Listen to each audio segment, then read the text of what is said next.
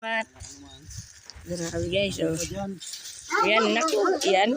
Sigurado, mga 4 na basket, ano, sa lahat. So, hindi mo na ako ngayon mga ngahoy.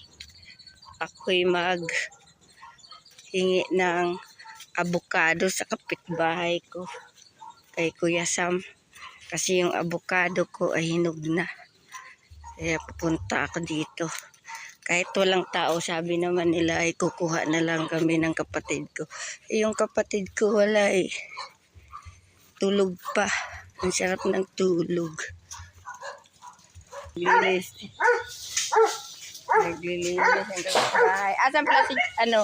Oh, dito na tayo. Mumuha tayo ng avocado. Kasi yung avocado ko, hinog na. Ayan. Ako sa tanim ng may tanim. Kay Kuya Sam. Kay Kuya Sam tanim ito. Oh, anong kalabukado. Guys, pinagkawit tayo guys. Na may-ari ng avocado. Grabe, ang bilis ah. Ang bilis oh. Grabe. Ayun. Ayan na.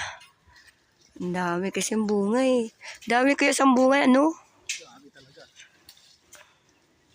Basta may orasyon. Orasyon ka dyan. Ano ka, manggagamot? May orasyon na pamparami. Hindi kinakausap mo lang ito. Magbunga ka na madami. Buti hindi ito pinuputol ng may-ari ng ano, lupa. Abo.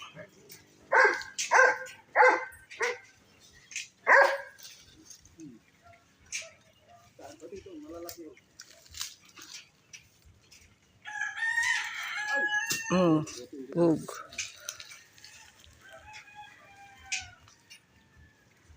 Bunga.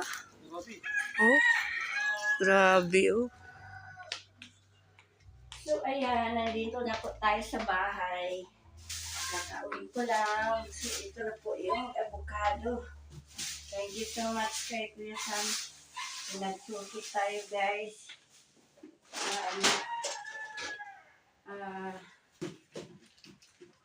Avocado guys.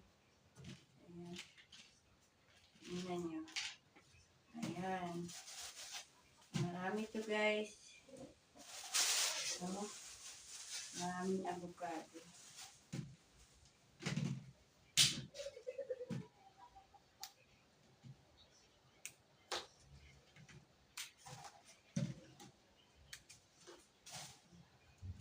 Kung ako lang mag-isa manungkit, abutan na ako ng panahon ng kupong-kupong.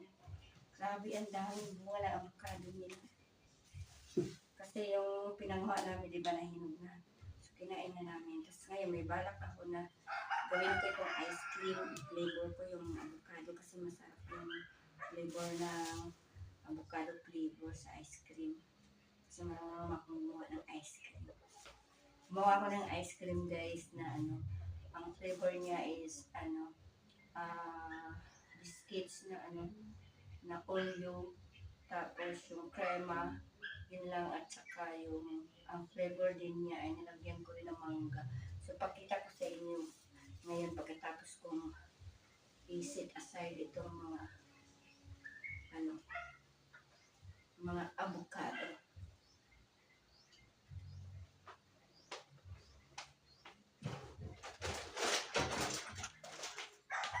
So ayan, pakita ko sa inyo yung ice cream na ginagawa ko.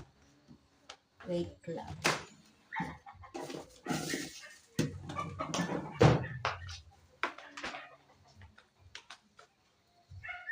Ice cream nakalagay sa Jollibee.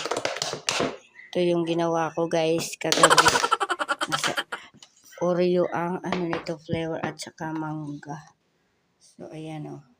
Grabe, nasarapan si JP. Si JP kasi sa pagkain mapili yan. Pag hindi niya gusto, hindi. Hindi yan maano kakain. So ayan, masarap. Yan yung ginawa ko kagabi. Mangga flavor. Diba? Kaya yung avocado, gagawa din ako ng flavor na avocado sa ice cream.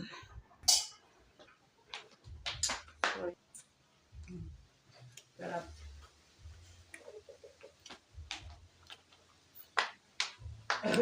So, yun, maraming salamat kay Kuya Sam. At pinagsungkit tayo ng avocado. So, update naman dito. Malapit na yung birthday, lang araw na lang, 7 days na lang. So, tayo yung nagpalit ng mga kortina. So, pinalitan natin ang kortina, guys. At naglinis din tayo, Nag-ano tayo, guys. Nagpalit tayo ng mantel, kortina. Then, iniba na naman natin ng ayos ang ating upuan, guys. Yun, kasi syempre may mga bisita tayong parating. So, sabi ni JP, itong soundbox na malaki, ilalabas yan sa labas kasi doon kami sa labas magpapakain.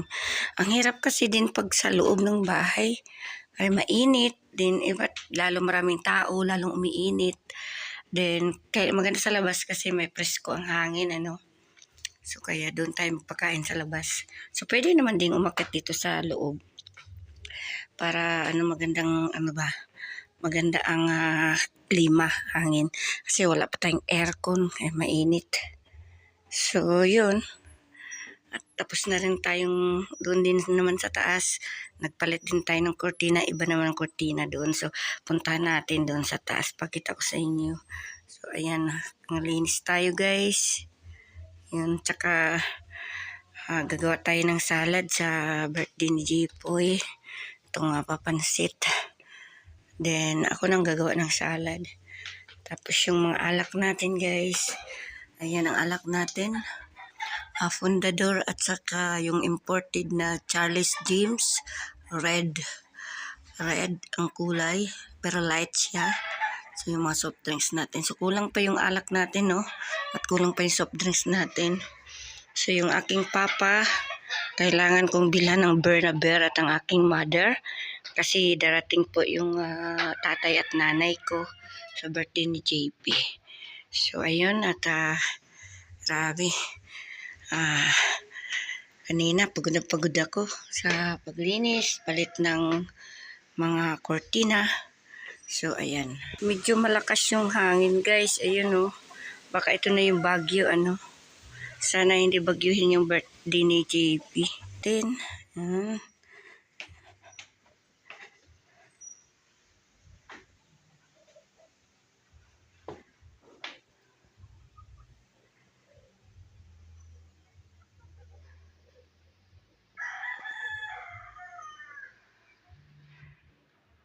so, iba na naman natin yung upuan natin style. Kasi ganyan ako masawain ako. Kung hindi ko na gusto yung saan siya nakalagay, ayusin ko na naman ng ibang style.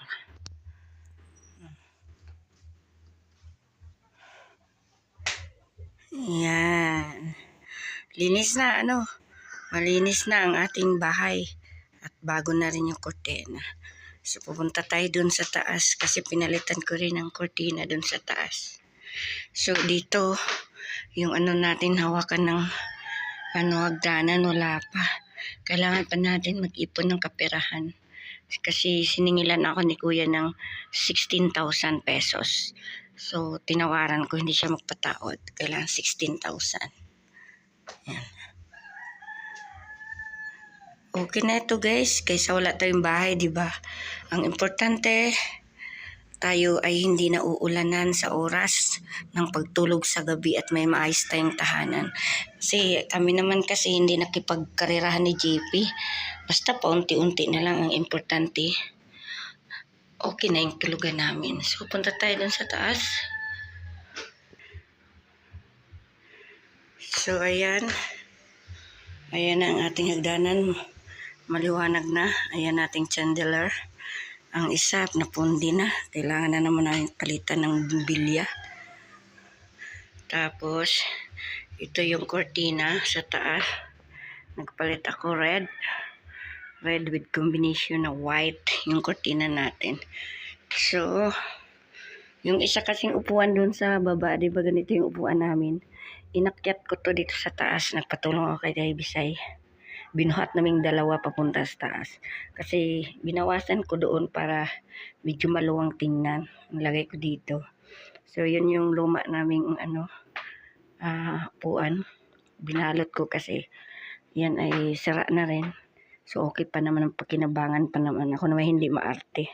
Kung mapakinabangan pa, todo gamit pa ako. So ito, bukas palitan ko ng ng cover pailalim. Bibili na ako ng katulad sa dining, ang kulay ng mantel. So may sound tayo dito. Ito yung sound, pero walang TV dito sa taas. Pagdating ng araw, lagyan natin dito. Ano na lang, cellphone na lang gamitin natin. So ayan.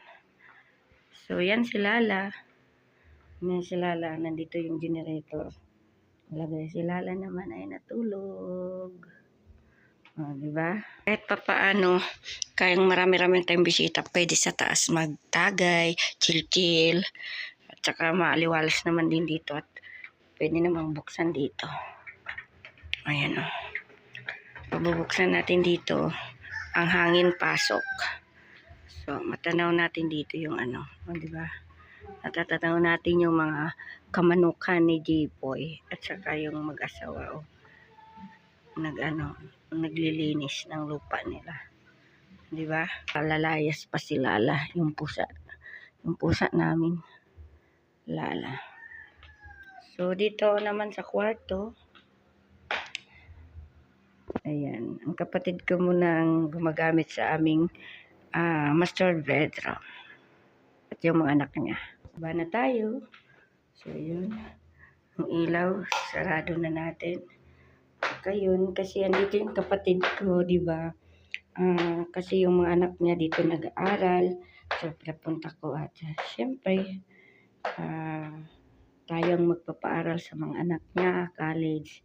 Kaya itong pasukan, 3 lang college ko at isang elementary. At saka isang high school. Bali, 5 ang estudyante natin, guys. Ang isa lang, nandun sa Maynila. No?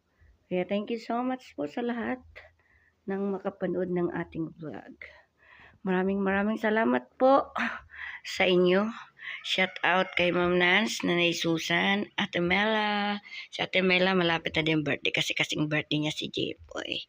So advance happy birthday, Ate Nelly. Thank you so much and bye-bye. Ito ngayon ang ating update sa ating buhay. Bye-bye. God bless.